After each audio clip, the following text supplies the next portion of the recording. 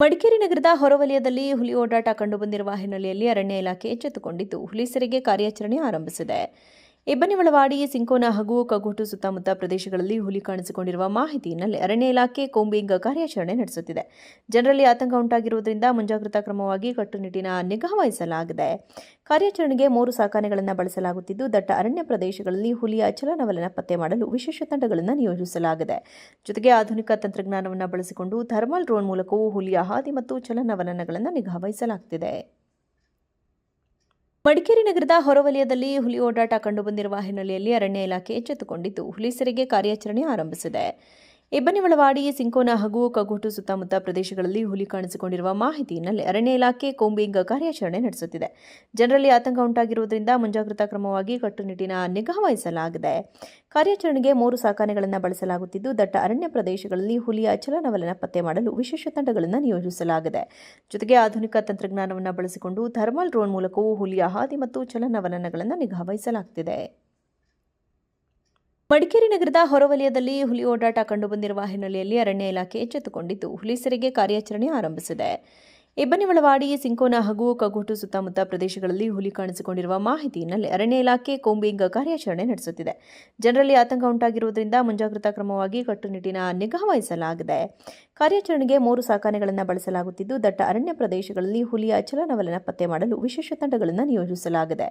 ಜೊತೆಗೆ ಆಧುನಿಕ ತಂತ್ರಜ್ಞಾನವನ್ನು ಬಳಸಿಕೊಂಡು ಥರ್ಮಲ್ ಡ್ರೋನ್ ಮೂಲಕವೂ ಹುಲಿಯ ಹಾದಿ ಮತ್ತು ಚಲನವಲನಗಳನ್ನು ನಿಗಾ ವಹಿಸಲಾಗುತ್ತಿದೆ.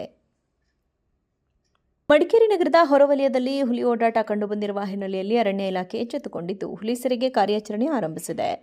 ಇಬ್ಬನಿಮಳವಾಡಿ, ಸಿಂಕೋನ ಹಾಗೂ ಕಗೋಟು ಸುತ್ತಮುತ್ತ ಪ್ರದೇಶಗಳಲ್ಲಿ ಹುಲಿ ಕಾಣಿಸಿಕೊಂಡಿರುವ ಮಾಹಿತಿ ಹಿನ್ನೆಲೆ ಅರಣ್ಯ ಇಲಾಖೆ ಕೋಂಬಿಂಗ್ ಕಾರ್ಯಾಚರಣೆ ನಡೆಸುತ್ತಿದೆ.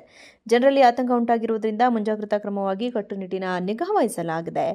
ಕಾರ್ಯಾಚರಣೆಗೆ 3 ಸಾಕಾನೆಗಳನ್ನು ಬಳಸಲಾಗುತ್ತಿದ್ದು, ದಟ್ಟ ಅರಣ್ಯ ಪ್ರದೇಶಗಳಲ್ಲಿ ಹುಲಿಯ ಚಲನವಲನ ಪತ್ತೆ ಮಾಡಲು ವಿಶೇಷ ತಂಡಗಳನ್ನು ನಿಯೋಜಿಸಲಾಗಿದೆ. ಜೊತೆಗೆ ಆಧುನಿಕ ತಂತ್ರಜ್ಞಾನವನ್ನು ಬಳಸಿಕೊಂಡು ಥರ್ಮಲ್ ಡ್ರೋನ್ ಮೂಲಕವೂ ಹುಲಿಯ ಹಾದಿ ಮತ್ತು ಚಲನವಲನಗಳನ್ನು ನಿಗಾ ವಹಿಸಲಾಗುತ್ತಿದೆ.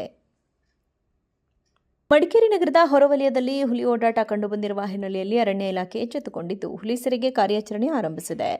ಇಬ್ಬನಿಮಳವಾಡಿ, ಸಿಂಕೋನ ಹಾಗೂ ಕಗೋಟು ಸುತ್ತಮುತ್ತ ಪ್ರದೇಶಗಳಲ್ಲಿ ಹುಲಿ ಕಾಣಿಸಿಕೊಂಡಿರುವ ಮಾಹಿತಿ ಹಿನ್ನೆಲೆ ಅರಣ್ಯ ಇಲಾಖೆ ಕೋಂಬಿಂಗ್ ಕಾರ್ಯಾಚರಣೆ ನಡೆಸುತ್ತಿದೆ. ಜನರಲ್ಲಿ ಆತಂಕ ಉಂಟಾಗಿರುವುದರಿಂದ ಮುಂಜಾಗ್ರತಾ ಕ್ರಮವಾಗಿ ಕಟ್ಟುನಿಟ್ಟಿನ ನಿಗಾ ವಹಿಸಲಾಗಿದೆ. ಕಾರ್ಯಾಚರಣೆಗೆ 3 ಸಾಕಾನೆಗಳನ್ನು ಬಳಸಲಾಗುತ್ತಿದ್ದು, ದಟ್ಟ ಅರಣ್ಯ ಪ್ರದೇಶಗಳಲ್ಲಿ ಹುಲಿಯ ಚಲನವಲನ ಪತ್ತೆ ಮಾಡಲು ವಿಶೇಷ ತಂಡಗಳನ್ನು ನಿಯೋಜಿಸಲಾಗಿದೆ.